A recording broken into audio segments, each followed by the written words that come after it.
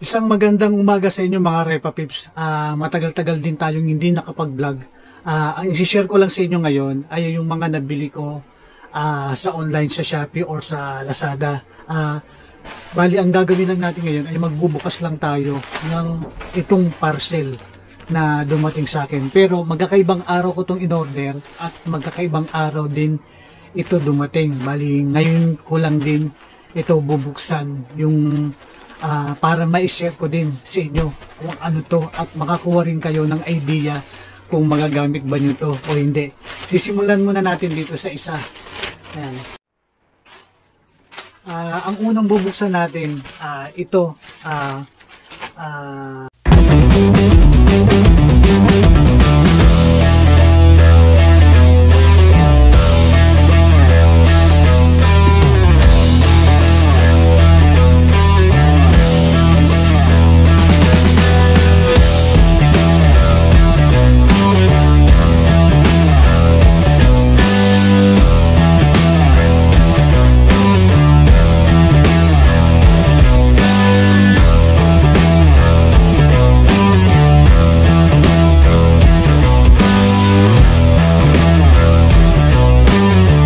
Napudpud yung brake pads ko na kaya bumili din ako ng brake pads sa online sa Shopee. Ilalagay ko rin ang description ang link nito kung saan ko nabiling seller. Ilalagay ko sa description para matingnan din ninyo at kung interesado rin kayong bumili. Bubuksan na natin.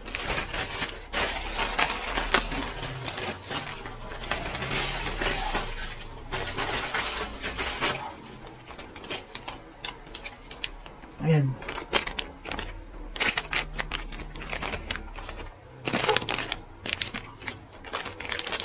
Tatlong pares na brake pads. No brand ito, generic lang ito. Sa mga gumagamit ng sa mga gumagamit na Shimano brake pad na tulad ng BO1S, tapos GO1S and BO5S. Pwede itong alternative. Pwede itong alternative na replacement pag wala kayong mahanap sa mga nabanggit kong model ng brake pads. Ayan. Ito siya. Ganyan siya. Ayan. Kulay black yung pinakalikod niya, yung metal plate niya. Tapos, ito yung pinaka brake pads niya. Ayan. Ito yung, tapos ito naman yung sinasabi ko sa iyo na Shimano BO1S. Ayan. Medyo malabo lang siya. Pero ang kulay nito, para siyang alloy na kupas na metal. Ayan. Para siyang silver na kumupas na. Ayan. Wala siyang kulay. Tapos ito yung pinaka brake pads niya. Halos pareho lang din ang kulay dahil madumi. Ayan. Resin nito, resin na brake pads. Dalawang klase yata. Hindi ko lang alam kung tatlo yata.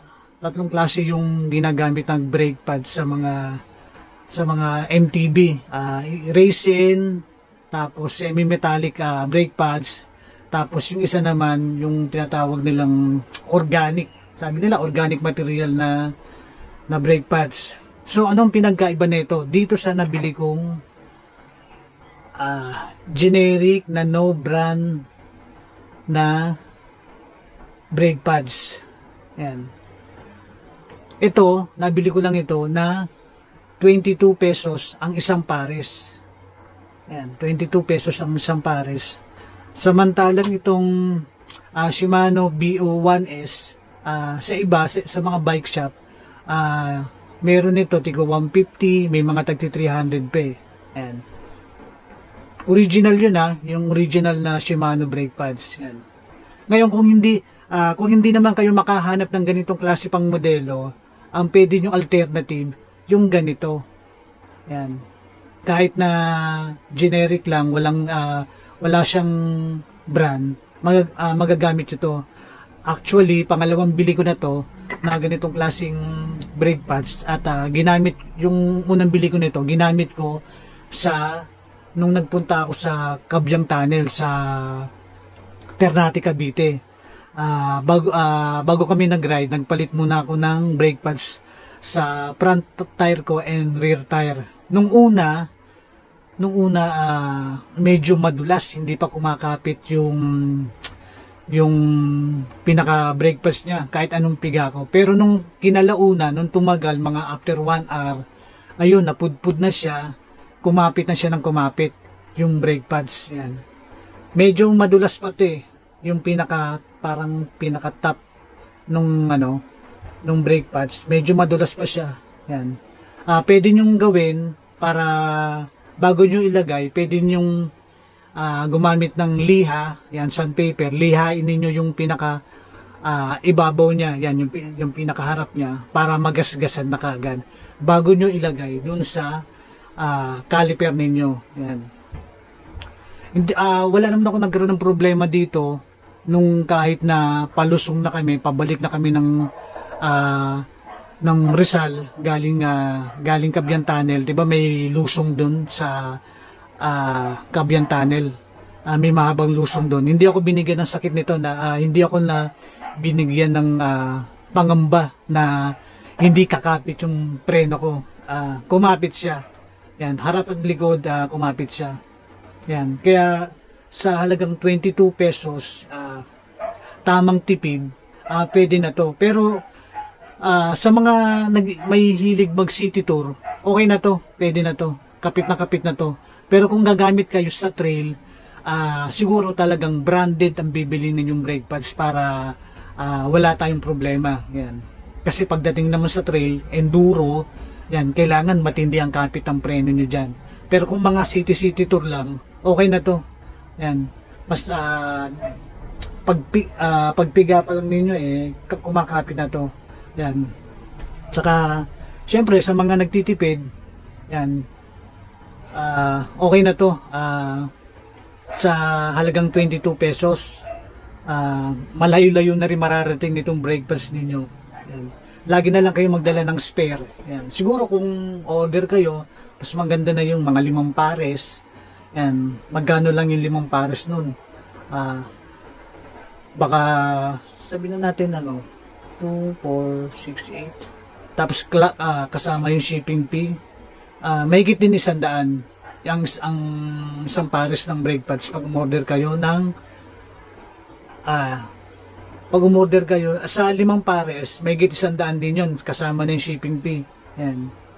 Ang tanong na lang dito kung aabot ba ng 6 na buwan or 1 taon. Yun ang susunod natin ng video, kung hanggang kailan mapupudpud to at kailan kayo magpapalit. Pero kung weekly rider lang kayo, matagal nyo magagamit ito. Ayan. Para sa iyon, bali para sa mga nagtitipid, recommended ko yung mga ganitong klaseng brake pads na generic lang na walang brand. Ayan. Kung city tour lang, kung nagsi-city tour lang kayo. Pero kung mahilig kayo sa trail, ayan, aggressive, sigurado mas pabor ko na bumili kayo ng branded na brake pads para wala tayong problema. Ayan. Ulitin ko para sa mga naghahanap ng BO1S brake pads na Shimano or GO1S and BO5S na Shimano brand na kung wala kayong mahanap, pwede to. Pwede yung alternative na replacement itong ganitong klaseng brake pads. Konti lang ang difference yung laki. Ayan. Ano ba?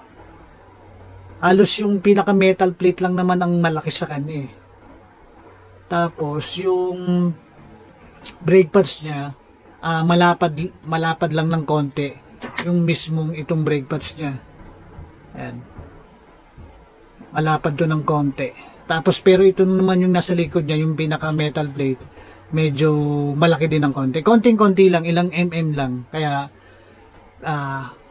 fit ito, Mapa Shimano 200 yan. Fit na fit ito. Tecro, pwede rin. Pwede yung palit din ito. Yan. So, punta tayo sa second parcel na bubuksan natin. Always wear your helmet pala. Ingat lagi sa kalsada.